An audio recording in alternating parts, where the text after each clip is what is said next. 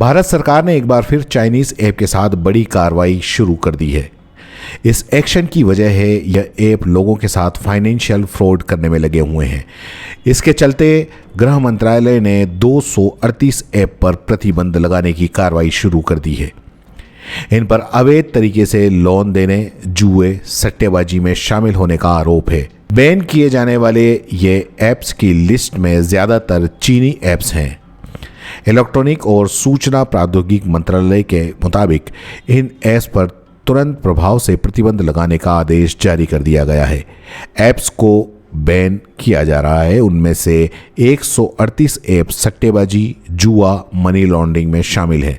वहीं अनाधिकृत तरीके से लोन देने के जाल में भी ये फंसाते हैं। उनमें 94 ऐप्स हैं। चीनी ऐप्स की मॉडर्न ऑपरेटिंग की अगर हम बात करें तो ये लोगों को ठगने के साथ ही कर्जदार भी बना देते हैं।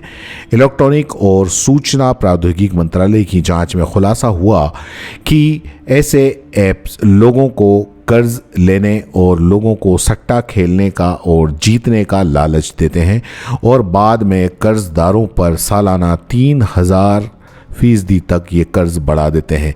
जब कर्ज देकर लोन के पैसे जब वापस नहीं होते हैं, कर्जदार लोन देने में नाकाम हो जाते हैं, तो ये उन्हें बुरी तरह परेशान करते हैं और प्रताड़ित करते हैं। उन्हें व्हाट्सएप सहित कई सोशल मीडिया मंच पर भद्दे मैसेज भेजते हैं। यही नहीं, उनकी तस्वीरों के साथ छेड़छाड़ करके उन्हें वायरल करने की धमकी भी देते हैं। इनके आतंक के चलते कई लोगों ने खुदकुशी तक भी कर ली है। इन पर यह कड़ी कार्रवाई करने के लिए कई राज्यों ने भी गुजारिश की थी। दिल्ली समेत तेलंगाना, ओडिशा, यूपी ने गृह मंत्रालय से इन ऐप्स पर कार्रवाई करने की सिफारिश की थी। इसके अलावा केंद्रीय खुफिया एजेंसियों ने भी केंद्रीय गृह मंत्रालय से इन ऐप्स के खिलाफ कार्रवाई करने के लिए कहा था। इन ऐप्स पर लोगों को ठगने का आरोप ही नहीं लगे हैं, बल्कि आरोपों की फहरिस्त में कई दूसरे चार्ज भी इन पर लगे हैं। ये ऐप्स भारत की संप्रभुता, अखंडता को नुकसान पहुंचाने वाला कंटेंट भी इन ऐप्स पर मौजूद है, जो आईटी एक्ट की धारा 69 के तहत अपराध है और इन ऐप्स से भारत की आर्थिक स्थिरता के लिए खतरा पैदा करना भी इनका काम है।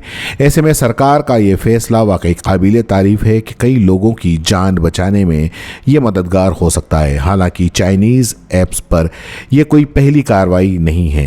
इसके चलते कई बार सैकड़ों की तादाद में चीनी ऐप्स बैन किए जा चुके हैं। यहाँ तक कि भारत और पूरी दुनिया में बेहद लोकप्रिय रहे टिकटॉक और पबजी को भी अलग अलग वजहों से भारत में बैन किया जा चुका है।